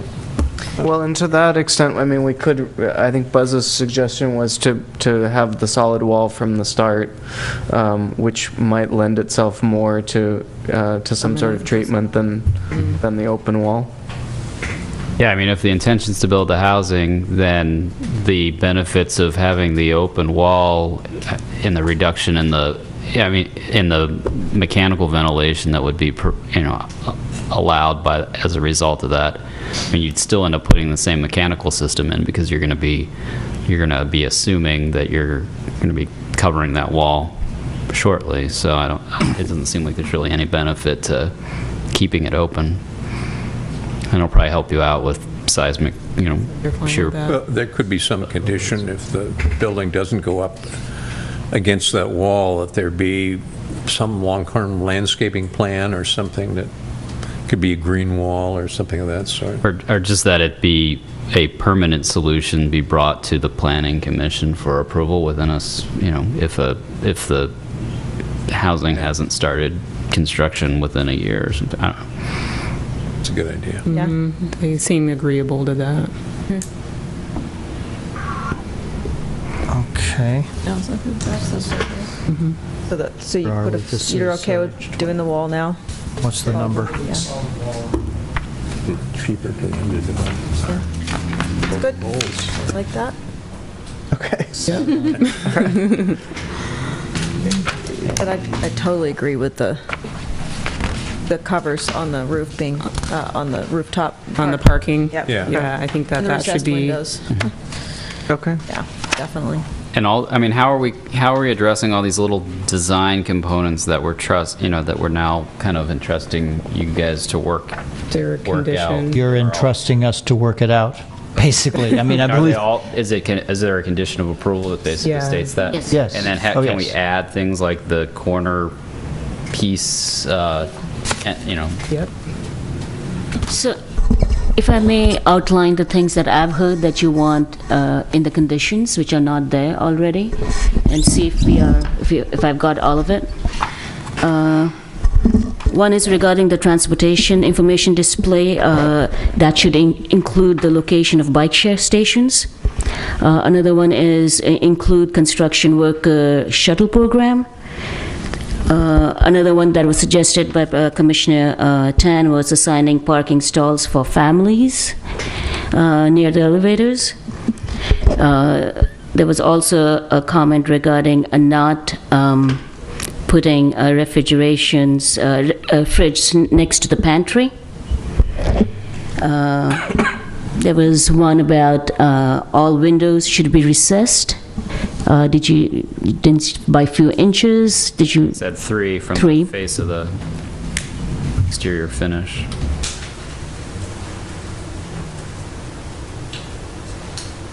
And then, of course, the tower element. What I wasn't clear in terms, one suggestion was the clock would be included. The other, so if you wanted to kind of clarify on that, then we could include that. To have some sort of a feature, is that what you were suggesting, or did you definitely want a clock? Yeah, no, I mean, I sketched one in. I think it looks nice. Did you design it? Let the architect come up with Yeah. your version. And then was there also a condition about the parking, the trellis being solid instead of open? So do we want that, is that agreed, trellis be solid? At the top, at the rooftop? Yeah, Yeah. for parking. For the resident parking? And there was also, aside from the entry treatments along 63rd, there was the treatment beneath the windows where it's now showing a blank wall. And what would that be? Landscaping? That'd be nice. Yeah. It needs, yep, Planter? Okay. small cutout with plants even, or some kind of Something. wall treatment that breaks up the large expanse of wall. Okay, got that. Be a Yeah. decorative indent, or I don't know. So just to point you to where these, all these little design changes are, on page 24 of the conditions of approval, it's Roman numeral 7A, 10 and 11, right under the condition about the temporary mural scrim. 10 says, building design changes. Prior to the issuance of a residential building permit, the applicant shall work with the community development director to improve design of trellis, townhouse entry doors, and entry stoops as described in the Marketplace Redevelopment Project Final Development Plan for Parcel C staff report. And number 11 says, unit design changes. Prior to the issuance of a residential building permit, the applicant shall work with the community development director on unit design as described in the same staff report. And we can add to those conditions and the following issues identified by the Planning Commission, ... Which also includes working out Townhouse 5 plan further, as requested by Kunkel. Yeah. And the permanent wall, right? Or is that a separate condition? I think that would be a separate condition. I'm sorry. Yeah, I have a separate condition for that. Screen. What I would suggest is amending the condition 9 on that page, the temporary mural scrim condition, to just add to it, if the construction of the housing or the residential building has not begun within, I believe you said within 1 year of occupancy of the grocery store. So 1 year of the certificate of occupancy for the grocery store, the applicant shall, this language needs to be obviously made more official sounding, but shall come back to the Planning Commission with a proposal for a permanent treatment of the north and west walls of the grocery store. Good. Sure. Right? Yep. Is 1 year too short, or is that correct? In terms Well, of... they will not apply for a permit, if they haven't applied for a permit within. Well, the way I got to word it is if the construction hasn't started within a year, would you like it to be if they haven't applied for a building permit within a year? I think that would be a little bit safer. I think that's reasonable. Yeah.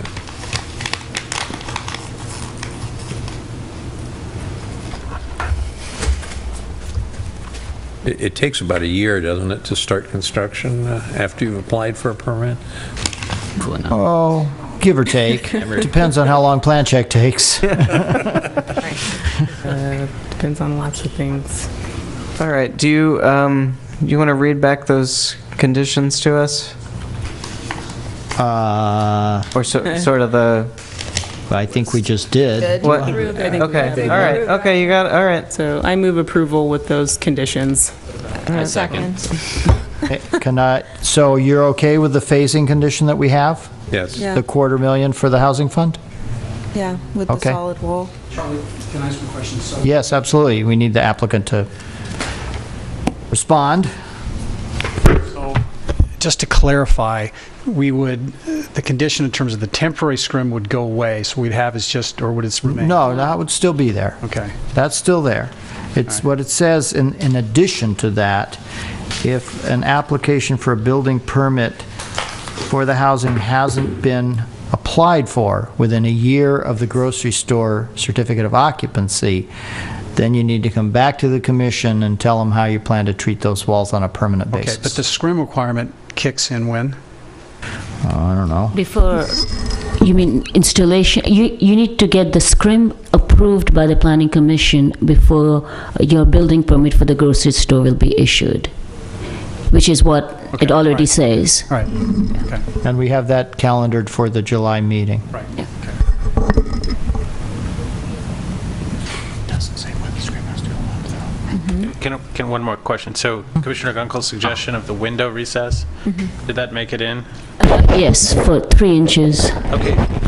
We're providing that on the majority of the building, all the masonry, the brick, the stucco, and it's really a limited area where we'd prefer not to, which is just where we have the metal facade. Would you be amenable to that being flush and everything else being recessed?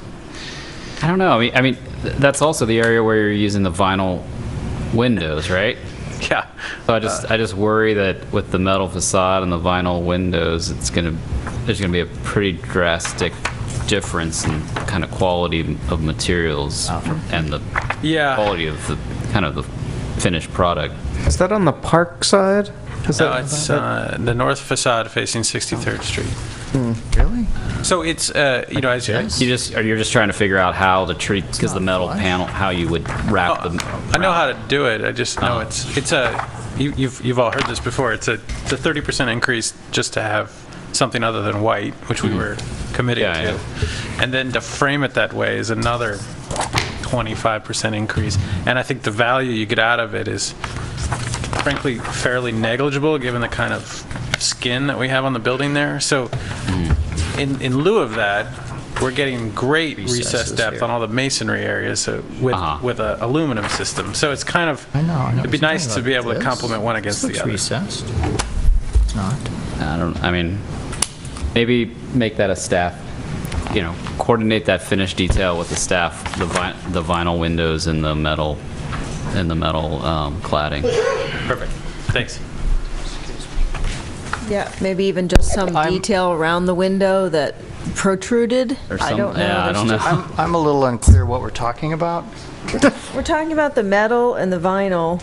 Are we talking about here? No, see, Really flat all of that is aluminum windows, but there's some facades where down the way. it's metal, it's a metal cladding system. I thought they said on the north side, facing 63rd Street. Oh. Yeah, it's Down on the right side it's on the there. west elevation also, They're right? actually Keep going there, proposing down there. back, I think, which is It's on nice. both the north and Yeah, yeah. Yeah. Talking about here? Yeah, yeah. It looks recessed on this It picture. does They've look drawn it recessed on the drawing. which makes it look Yeah, it does Better. look recessed. Is it recessed as it looks here? Has somebody seen a detail? You're seeing the bronze-colored frame. Oh. no, it's drawn recessed. Sorry. Yeah, there's a shadow on Yeah. Fooled on me. the other. I think it'll be helpful to be clear that the recess on the brick and stucco portions of the facades are shown much deeper Yeah. than those. So if you have a condition that it clearly doesn't sort of merge those two conditions into one condition. Yeah, I don't know that it needs to be the same. I like the 3-inch, recess for the stucco and the brick. They're much deeper at the stucco and the brick. It shows the plan show a much deeper. I don't know how deep that would be, but it would be deeper than 3 But if it's more than 3 inches, all of a sudden they're going to have to go with some deeper studs than even like a 6-inch stud wall. So I think the 3 inches are fine there, but with regard to the metal cladding, I leave that to you guys to come up with something that's... Okay. So are you saying that you want the brick and the stucco to be less recessed than? No, more recessed, and they're agreeing to that. Okay. All right. But they're saying that in the areas where the metal cladding is shown and the vinyl windows are shown, they're requesting that we don't have a condition that those areas have the recessed windows. Which I hate. So maybe we should say that all windows should be recessed of at least minimum of 3 inches, and where there is more, then there is more. Well, no, I think 3 inches is about the maximum they're going to be able to do with the stucco and the brick. Maybe a little more at the brick, but at the metal cladding, they're requesting that it not be recessed. How about an inch? Well, Is that sufficient? I don't know if that What's the issue with recessing vinyl windows? So I think that you're going to have to try to figure out a way to flash around the corner because you're not just dropping it right in there. Okay. Watertight. Well, you want it watertight. I mean, maybe it'll be okay reading as just a more kind of superficial element on those areas, but that's not how it's showing right now. It's not how it's reading in the renderings. It just Yeah. looks cheaper, that's all. If you could let us work it out. Basically, the implication is you have to use much thicker framing, which drives up the whole cost of the building because vinyl windows are just not made that way. And so I get the intent, and that's frankly a big reason why most of the building is masonry, so we can accommodate a deeper, and yeah, in brick, it's much easier to have a recessed depth. So it could be quite burdensome to have to do that on the metal facade, but I'm sure that with the staff, we can come up with some amenable solution that gets at what you're looking for. One of the other concerns with the vinyl windows is water intrusion if we set that back. And so that's a big concern to us, especially if we eventually want to convert these into residence condos, then the water intrusion becomes a really big issue. And that's why we'd rather not set it back there.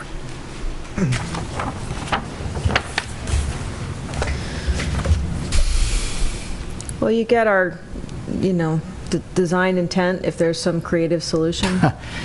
Yeah, I mean, I got down something around these windows on the metal facade, vinyl windows on the metal facade that mimic some kind of a recess of the windows. I don't know how you do How that. you do that. Mirrors. Provide some relief. Okay, So there was, we've got Well, it. here's a question. I mean, one of the photos that you're showing of the siding that you're planning to use, I guess, shows a frame that the windows sit in. So that looks like they're vinyl windows sitting in a frame. is this a framing system that's maybe made by the metal cladding, this metal siding manufacturer? But I was looking at that. Is that It's on the picture AC 202, 4? picture 4. Yeah. See how each window looks like it's framed? It's some kind of closure piece, possibly. That's. Don't tell us they only make it in white. No. That the upgrade. Talking about the gray, this darker frame. Color. But yeah, there's a little. Looks like it's. The middle. I mean, otherwise, how would you be closing that off? I mean, maybe that's sufficient. No, but This gives it some relief from the. Well, it does look like there's Yeah. a shadow. just sit in there. Yeah, I don't like that actually. 504. Is it white?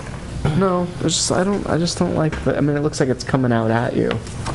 Well, those windows are white. They're proposing like a dark gray window. Yeah. Yeah, this is a slightly different assembly just because it has a door in it. You don't would typically make a vinyl door, but yeah, you get the. It doesn't look. It doesn't necessarily look flush. It's just not. There's not 3 inches of recess. Yeah. I mean, these panels, you're saying they're standing seams, so they're basically slide onto some. Yeah, they're like a vertical running standing seam. Yeah, and then so I mean they must have a face, like a thickness to them. They could be at least exposed, and then you just pull the windows back the thickness of that siding, and then like caulk it there. Yeah, it's like the limits of a furring strip. So yeah, 3/4 of an inch. That could help. Yeah. So, yeah. Okay. You get the idea. Technical. So is that how you already have it designed? But it's early, but yes. Okay. Do you understand what he said? About the early part? No, about the design. Well, I think that You need to. she's showing some wall.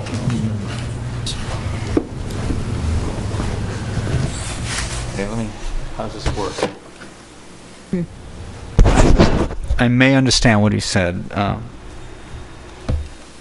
This area around here, where the metal panels join with the windows, I'm not clear on exactly how they intend to do that, but there appears to be some sort of transitional piece beyond the actual window frame itself, as they're usually manufactured. It is basically joining those two materials, and I think that's something that they would need to figure out. And it looks like it either extends along the face of the wall or turns back in for some recess. It's not really clear, but there is some sort of material that kind of creates that border around those windows, and that detailing would probably have to be identified more clearly. So it does appear from this drawing that the glazing is not flush with the building face. Yeah, right? I think what we were just talking about is it probably by default won't be because there's a thickness of the panels, and so that will help give a little bit of a feeling of recess. Not a 3 inches, but a ½ inch or something like that. So can we add a condition that just says that the metal siding, the vinyl windows, that the metal siding shall have their glazing, recessed from the building face, or something like that? Or I'm happy to have it added to the ... items that will get worked out. But what does that ... say? That the detail for the vinyl window installation in the metal siding will be worked out in a manner that provides some appearance of relief along the perimeter of the windows. I think that's good wording. All right. Okay. Got that. Well said. We had a motion. So we had a second. motion and a Yeah. second, right? Yes. Yeah, we did. Yes. You're waiting for dinner. Cake. Okay. We've had a motion and a second. Oh, we did. We're ready. I'm sorry. So, I'm sorry, I lost track. Who made the motion? I did. Commissioner Tan, who seconded? There were There were two. a couple of There are people. two simultaneous. Rochambeau. Let's give it to Commissioner Coomerly. She's Who her wants last to meeting. second? Oh, we'll give it to the next, okay. Give it to the two quitters. Okay, so we're all clear on what the conditions are Yes. that we've talked about? Yes? Got them down, Miru? Miru has We it. may have to watch the video. Okay, ready to vote? Yes. Commissioner Cardoza? Aye. Commissioner Donaldson? Aye. Commissioner Gunkel? Aye. Commissioner Keller is recused. Commissioner Coomerly? Aye. Vice Chair Tan? Aye. Chair Moss? Aye. 6 ayes, the application is approved. This decision may be appealed to the City Council within 15 days. Congratulations. Wow, I know, that's great. Yeah, so I think I need about a 5-minute break, and then we can come back for our study session.